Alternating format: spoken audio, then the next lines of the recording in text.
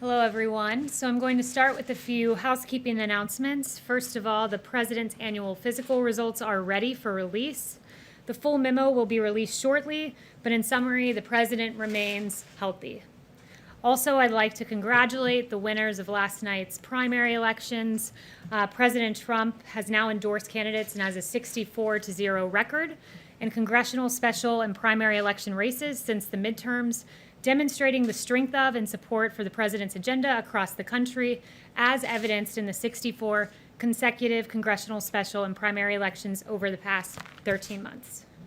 So next, I want to transition to talking about some of the things going on around the country. The First Amendment does not give anyone the right to riot. The First Amendment does not give anyone the right to loot. The First Amendment doesn't give anyone the right to burn down buildings. The First Amendment does not give anyone the right to deface property. And it does not give anyone the right to assault private citizens and to assault police officers. The First Amendment, however, does give you the right to peaceably assemble. And the greatest example that we have seen of peaceful protest, an absolute embodiment of the First Amendment, is the March on Washington. On August 28, 1963, 250,000 Americans gathered at the Lincoln Memorial and peacefully made a powerful march and a powerful point that all Americans should be treated equally, that racial discrimination was unacceptable, abhorrent, and that it needed to be rectified. And in the famous I Have a Dream speech by Reverend Dr. Martin Luther King, he said this: "We must not allow our creative protest to degenerate into physical violence. Again and again, we must rise to the majestic heights of meeting physical force with soul force." And soul force is exactly what Dr. Martin Luther King Jr. met the nation with when he said this: "I have a dream that my 4 little children will one day live in a nation where they will not be judged by the color of their skin, but by the content of their character." Important words, important actions from an American hero who contributed to making this nation the greatest on earth. With that in mind, we must remember to recognize the lives lost, the passing of George Floyd, who was killed unjustly in a horrific video that we all have seen. And we must also remember the passing of police captain David Dorn yesterday, who was shot and killed by looters in St. Louis in an absolute tragedy. A retired officer, 77 years old, whose wife was also a police officer herself. Dorn was a hero and an unfortunate casualty in the riots we have seen. Our hearts are with his family. We are all Americans. We must come together. We must unify, and we must have law and order. And with that, I'll take questions. Yes, we do. I have a couple questions. First on Secretary Esper. CBS News has learned that his remarks this morning were not received well here inside the White House. Had the Secretary ever expressed his views about active duty forces to President Trump before this morning in private? And does the President still have confidence in Secretary Esper? So not that I'm aware of in terms of expressing his opinion, and I wouldn't get into the private conversations that went on here in the White House. And with regard to whether the President has confidence, I would say if he loses confidence in Secretary Esper, I'm sure you all will be the first to know. But as of right now, he still does? As of right now, Secretary Esper is still Secretary Esper, and should the President lose faith, we will all learn about that in the future. And on policing, Vice President Joe Biden has vowed to set up a police oversight board if he is elected. Is President Trump considering anything comparable or any other specific legislative and policy reforms to address racial disparities in policing? So there have been various things discussed here in the White House. I don't want to get ahead of the President and as to what he ultimately determines. The President believes that most police officers in this country are good, hardworking people, and he notes that, but he also notes some of the injustices we've seen and the need to make sure that the appropriate use of force is used and that our officers are trained in that capacity. So he is considering some sort of federal oversight? There's been discussion of various proposals that we could look at, but no announcements on that front just yet. Jim. Kayleigh, you mentioned Dr. King. He likely would not have approved of what took place Monday evening across from the White House, as you probably know. If the White House president and his team had to do it all over again, would you have gassed and pummeled protesters to clear the park so the president could have a photo op? So let me first address no tear gas was used and no rubber bullets were Chemical used. agents were used. So again, no tear gas was used, no rubber bullets were used. Why are Let you me making that distinction? let me- Chemical agents were used. let We me talked to back an up and- Episcopal priest who said she was gassed. Others say they were tear gassed in that area. Well, no one was tear gas. Let me make that clear. That's been confirmed by DOD and But by chemical Park agents were Services as used. well. So let me go back and address what happened because there's been a lot of misreporting. First, I would note that these protests that were going on, in the morning, AG Barr had determined that we needed to expand the perimeter by 1 block on each side. He was surprised, AG Barr, when he arrived at the White House to see that that perimeter had not been moved. So he said that we needed to get going with moving that perimeter. He told the officers that out there. That was late afternoon. So that decision was made in the morning, first of all. The protesters were told 3 times over loudspeaker that they needed to move. And what happened was it grew increasingly unruly. There were projectiles being thrown at officers. Frozen water bottles were being thrown at officers. Various other projectiles. And the officers had no other choice than in that moment to act and make sure that they were safe and that the perimeter was pushed back because, as we all know, a church was burning in that very area the night before. So the appropriate action was taken.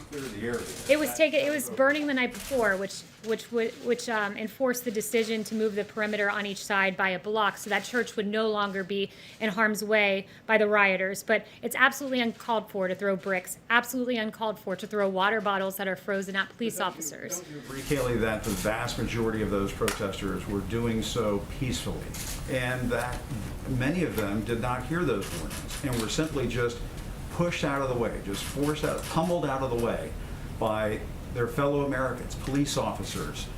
You sent in members of the military to deal with this. I mean, what do you say to Americans who look at what happened on Monday and find that to be appalling? Well, let me note that the National Guard was utilized across Washington, D.C. The military was not. There is a distinction, and I would say that it is uncalled for to throw bricks at officers, uncalled for to throw frozen water bottles at officers. And they also had received intelligence that there were calls for violence against police officers, and they found caches of glass bottles, baseball bats, and metal poles hidden along the streets. When an officer is at risk, they have the right to defend themselves. They did so peaceably. There were no fatalities, no severe injuries. You do it again. To protect the lives of officers, they have a right to defend and to protect themselves. And the White House, Next question. I think Sarah used to always joke about 2 Question Tuesday. I think sometimes I get 4 or 5 Question Wednesday. I just want to make sure that people who have a problem with what they saw Monday have a chance to have that addressed. And, I mean, what do you say to Americans who are just outraged by what they saw? And for the president to go and have a photo op in front of a church. What I would say is this: officers have a right to defend themselves. And I've watched a lot of your coverage. I've watched a lot of the nation's coverage, and let's go through some of the things that happen when officers don't defend and protect themselves. In St. Louis, 4 police officers were shot. In Las Vegas, an officer was shot in the head and is on life support. In New York, a cop was beat up by people. In Providence, 4 to 5 police officers and state troopers were injured. And in Ashbury Park, New Jersey, a police officer was injured. Police officers are out on the front lines. They're defending and protecting you as you come into this building each and every day, Jim. We owe them honor, we owe them respect, and when they are under attack, they have the ability to defend themselves. Zeke. Just first on Secretary Esper's comments, is the president presently considering invoking the Insurrection Act, or is that completely off the table at this point? So it's a very good question. The president has the sole authority to invoke the Insurrection Act. It is definitely a tool within his power. This president has one singular aim, and it is protecting America's streets. We cannot have burning churches. We cannot have police officers who are shot. We cannot have businesses that are looted and destroyed. The Insurrection Act is a tool available. The president has the sole authority, and if needed, he will use it. But at this time, he's relying on surging the streets with National Guard. It's worked to great effect here in D.C. and in Minnesota as well. And Kaylee, back to that incident on Monday. Are you saying that all the officers who were at that protest, clearing that largely peaceful protest, were acting appropriately? There were well-documented incidents of one case, one member of law enforcement dashing a camera of an Australian journalist. This isn't about the journalists. This is about the other peaceful protesters there as well. Did every officer in that protest, was that protest cleared in a way that is the White House believes was entirely appropriate. So that should be the model for the rest of the country. I think U.S. Park Services, when having bricks thrown at them and frozen water bottles, had the right to act. They acted with the appropriate level of force to protect themselves and to protect the average citizenry and to protect the peaceful protesters who were among them as well. Kristen. They were protecting the peaceful protesters by firing various chemical agents and walking through them with batons. Well, it wasn't tear gas, I would note, and Chemical agents. what they That's used not what what they used was a way to target those who were being violent. They used the minimal force that they could to ensure that situation was safe, to ensure St. John's Church would not burn a second night in a row, and to ensure that no officers were injured in the manner that I listed off, that several officers have been injured and shot at in the course of these riots. Kristen. Thank you, Kaylee. I have a question about the decision-making process before going to the church on Monday night.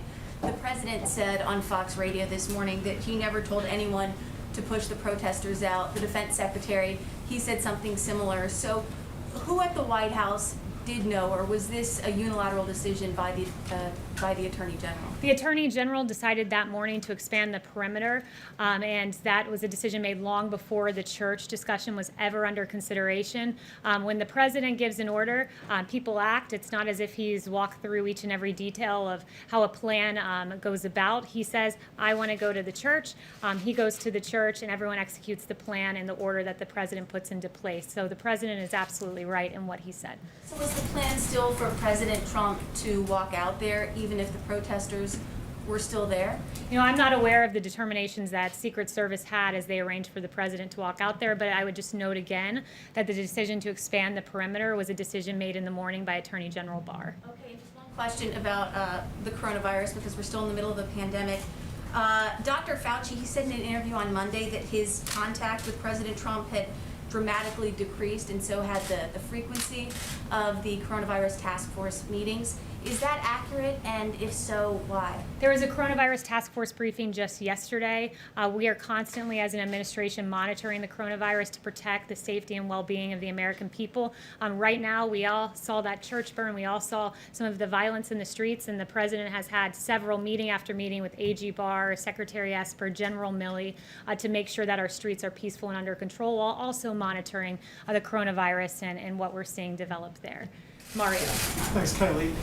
I'm quite confused. I mean, if the protests were peaceful on Monday, why did you all clear the area, and whose decision was to clear it later in the day? If Attorney General Barr wanted it cleared earlier in the day, why did it take so long for it to be cleared? Yeah, you know, he ordered it to be cleared Monday morning. It didn't happen when he arrived, so he immediately instructed the officers to ensure that it was moved back a block. As we all saw Sunday night, it was not a peaceful protest. It was, in fact, a riot with a church burning in Washington, D.C. The president made sure that Washington, D.C. was secure Monday night, and part of that involved moving the perimeter back to ensure that St. John's Church was protected. But that's quite a gap between the morning and then the evening when you all walked over there. Why was there such a gap? Look, again, that's a question for AG Barr, who made the order. It's a question for the officers who were on the ground at the time, why that wasn't deployed right away. But when AG Barr came to the White House, I think it was early afternoon, he noticed that it hadn't been cleared, gave the order for it to be cleared, and that action took place. Why did the president feel it was important to go walk over there through the park into the church? It was extremely important. Look, the president wanted to send a very powerful message that we will not be overcome by looting, by rioting, by burning. This is not what defines America. And going and standing by St. John's Church was a very important moment. And I would note that through all of time, we've seen presidents and leaders across the world who have had leadership moments and very powerful symbols that were important for a nation to see at any given time to show a message of resilience and determination. Like Churchill, we saw him inspecting the bombing damage. It sent a powerful message of leadership to the British people. And George W. Bush throwing out the ceremonial first pitch after 9/11, and Jimmy Carter putting on a sweater to encourage energy savings, and George H.W. Bush signing the Americans with Disabilities Act, flanked by 2 disabled Americans. And for this president, it was powerful and important to send a message that the rioters, the looters, the anarchists, they will not prevail, that burning churches are not what America's about. And that moment, holding the Bible up, is something that has been widely hailed by Franklin Graham and others, and it was a very important symbol for the the American people to see that we will get through this through unity and through faith. Separately, the president, you said he had his results of his physical. We know that he did part of the physical late last year, I think it was. When did he have the rest of it done? I'm not aware of an exact date. I will ask Dr. Connolly for you on that, but I know it was fairly recently. Yes. I will go to Brett. Thanks, Kaylee. The White House has spent a lot of time talking about how the protests have taken place and how people are protesting or shouldn't be protesting. But what is the White House doing to address the underlying causes that have led to these protests? Look, the president's done a lot. The president expedited the review, the FBI review of the George Floyd case. He swiftly ensured there was a civil rights investigation into George Floyd's death. Ahmaud Arbery, there's another investigation there on the part of DOJ. He's recognized what an injustice this was innumerable times, including in his national remarks that he gave on Saturday. So this president has done everything in his power to send a powerful message that these injustices will not be tolerated. But does the White House or the president, have they reached out to any of these protesters to try and start a dialogue about specific reforms they'd like to see? Or does the president plan to do that moving forward? Look, the president has looked at some various, not legislative necessarily, but tools that we could use to ensure that law enforcement uses the appropriate level of force. No discussions or announcements there on that front. But I will say that we're taking a hard look at this, but that the president recognizes that our police officers are valiant heroes.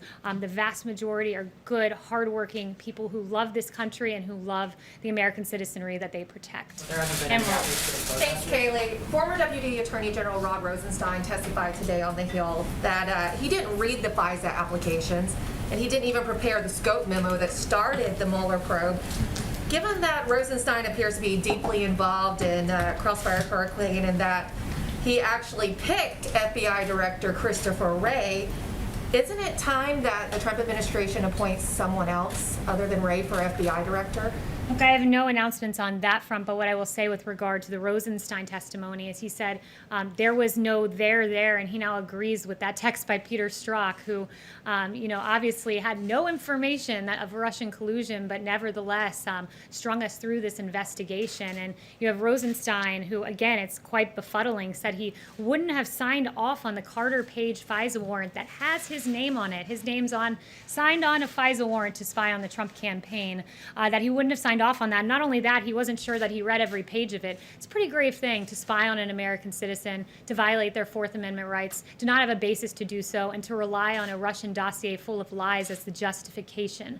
So it's really astonishing to hear from him that he's not sure he read every page of that warrant, but I suppose it's encouraging to hear with his 2020 hindsight that he wouldn't have signed off on it, though I'm sure that's of no comfort to Carter Page. Well, the president has expressed his disappointment in Wray in the past, so where does he stand now? Does he have confidence in Wray today? At this moment, the president, as the FBI director, much like the Secretary of Defense is the FBI director, is the Secretary of Defense. If the president decides he no longer has confidence, you guys will be the first to know. And then I have one more on New York, if it's okay. Sure. So yesterday, New York Governor Cuomo made a pretty big statement saying that he might relieve Mayor de Blasio, of his duties. Has there been any talk with Governor Cuomo about sending in the National Guard troops to New York, or is there any plan right now to send National Guard to New York? The president will do whatever is necessary to protect America's streets. He has made that clear, and he has several tools. That is one of them, sending in the National Guard. He does have the ability to federalize the National Guard should he choose to do that. But I would note, and I'm very glad you brought up New York, the very clear-cut cases of D.C. and New York. D.C. was in chaos on Sunday night when you saw the burning of the church, when Mayor Bowser did not set the curfew, as she had it at 11 p.m. The president said this is unacceptable. He's always preferred devolving to the states. They have the police power. It's their responsibility to protect the streets. But when the president saw that on Sunday night, he took action immediately. He surged the National Guard, encouraged states to accept their National Guard. He went on and on with several various actions. He gave a very powerful speech saying, if you don't act, I will. He noted that the military would be on hand should it be necessary. His bold action, his swift action, made D.C. a much different story Monday night. And contrasting the images of D.C. on Monday night and New York on Monday night, where there was rampant looting looting, where we saw Macy's department store looted, Coach store looted, violence in the streets. New York acted in a way that was inappropriate. They didn't deploy the National Guard. They set an 11 p.m. curfew, even after they saw the disastrous results of Mayor Bowser's 11 p.m. curfew. And the president said, "I will call Antifa a domestic terrorist group." What was New York doing? New York was arresting people on burglary charges and then releasing 500 individuals after they had arrested them. So the weak-kneed policies of New York stand in stark contrast to the law and order policies of this president that has succeeded in securing this city, as we've seen the last 2 nights. Next, we'll go to Lachlan. Thank you, Kelly. Putting aside the conduct of individual officers, does the president believe that there's a systemic bias in American law enforcement against African Americans? The president believes that there are injustices, and he has pointed them out, and he has not hesitated in pointing out injustices, going back to his time as a primary candidate when he called Sandra Bland and the use of force against her in the video that we all saw terrible. He did not hesitate when he saw the video of George Floyd. He was really upset by that video, as I noted. We've got the civil rights investigation into Ahmaud Arbery. He points out injustices, but he also notes this, that our police officers are good people. I've seen them out there on the streets protecting people. I've played the videos for you of the police embracing protesters, standing with the protesters. They're good, hardworking people. They protect our streets. That is what law enforcement is about. But at the same time, the president will note and he will call out injustices. And this is a president who's not hesitated in doing that when the time was right. Individual actions, but does he believe that the problem is systemic and endemic to American law enforcement? The president believes there are some examples of injustices. He calls them out. This is a president who, when Democrats for so many years talked about criminal justice reform and the disparities, the racial disparities in sentencing, President Obama didn't do that. Guess who fixed that? It was President Trump with the First Step Act, who engaged in sentencing reform and who really rectified some of the disparities we saw there. So, I think Democrats, others, Republicans should hail this president for calling out injustices when he sees them, either in a case-by-case basis or in the form of the First Step Act, where he noted the disparity in sentencing reforms. Josh. There's been a number of explanations on the clearing the park. One, that there was an attempt to enforce curfew. Another, that there was violent protesters from the park police. DOJ saying that it was previously going to be done anyway. Can you explain to us what the reason from the White House's perspective was for clearing the park? Why the White House wanted it done? So it wasn't the White House. As I said, it was A.G. Barr who expanded it was A.G. Barr who said the perimeter needed to be expanded 1 block each way because we were not going to see the church burn another night. I've already gone through in meticulous detail with my friend Jem here how it came about that perimeter was eventually moved, and I'm not going to repeat myself again. So that would have been done anyway, even if it would not have been violent protesters, that would have happened? No, there were 3 announcements. So if the protesters had remained peaceful and had moved the perimeter as they were instructed to do, not 1, not 2, but 3 times via loudspeaker, it would have looked different. But when bricks are thrown, rest assured, officers will protect themselves. Chanel. You said the president said today that he went down to the basement to inspect it over the weekend. What was the point of the inspection? What was he looking for? Look, I won't go further than what the president has said because those are security matters, and I won't engage on that kind of discussion. Yes, Chanel. Really, so going back to Rosenstein, what is the president's response to the fact that neither Rosenstein nor Christopher Wray seem willing to take responsibility for the illegal wiretapping that took place on the Trump campaign? I also have a question on the Insurrection Act. Yeah, I would say, look, the president is dismayed. This happened to the president's campaign. A Republican campaign was spied on by a Democratic presidency, a Democratic administration, based on a dossier paid for by his opponent, Hillary Clinton, and the DNC. This is absolutely extraordinary. It is the biggest political scandal that we've seen, and the lack of journalistic curiosity on this front is appalling when you have multiple instances of people who were saying one thing under oath from the Obama administration and saying another thing in public, that they had direct evidence of Russian collusion. I mean, that's extraordinary. Adam Schiff, I've got direct evidence, when in fact we know there was none. In the Mueller report, after spending millions of taxpayer dollars, totally and completely exonerated President Trump. It was a travesty, and we hope to get to the bottom of this because it should never be done again in American politics to any president of either political party. On the Insurrection Act, Secretary Esper this morning said that he opposes it. The last time it was used was 1992. How close is the White House to actually using the Insurrection Act? Is that a last resort measure, or is this a real possibility at this moment? Well, if you've noticed, the president has been going down a line of progression. And the first point was allow governors to do their job, allow mayors like Bill de Blasio to do their job, the police power, which is embedded in the 10th Amendment of this Constitution. That's how this country is supposed to work. Governor Cuomo is supposed to ensure that his state is protected. Mayor de Blasio is supposed to ensure that New York City is protected. They failed at their job. There was looting all across New York City. There were fires burning here in D.C. when Mayor Bowser was in control. So this president on Monday took definitive action with that speech saying, if necessary, the military is here. You must surge the National Guard. He took action and he shored up and made sure that D.C. remained peaceful. So this president has gone and said the National Guard is the next step. That seemed to be working here in New York, in D.C. We'll see if it continues to work. But rest assured, he has the sole authority to invoke the Insurrection Act, and if necessary, he will do so to protect American citizens.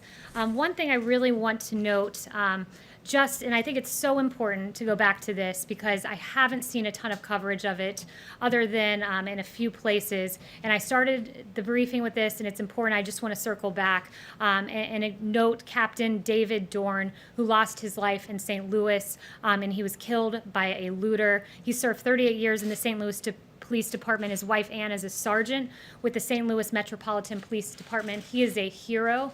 I also want to note, because there have been 45 officers lost in the line of duty this year, and my heart breaks for them. And as a new mom myself, my heart particularly breaks for two women in particular who I was reading about their stories today. Officer Breanne Leath of the Indianapolis Police Department. On April 9th, 2020, she was shot and killed. She survived by her 3-year-old son, her sister, and her parents. She was a National Guard veteran, and my heart breaks for the family of Officer Leath. And Officer Tiffany Victoria Enriquez of the Honolulu Police Department on January 19th, 2020. Officer Enriquez was shot and killed as well, leaving 3 daughters, 1 grandson, and she was a U.S. Air Force Reserve veteran. These are our heroes. Thank you so much to our officers who are protecting our streets. Many have been shot, some have been killed. It's a travesty, and let us stand with law enforcement and recognize the huge contribution that they have made to our society and continue to do so each and every day. Thank you so much, guys.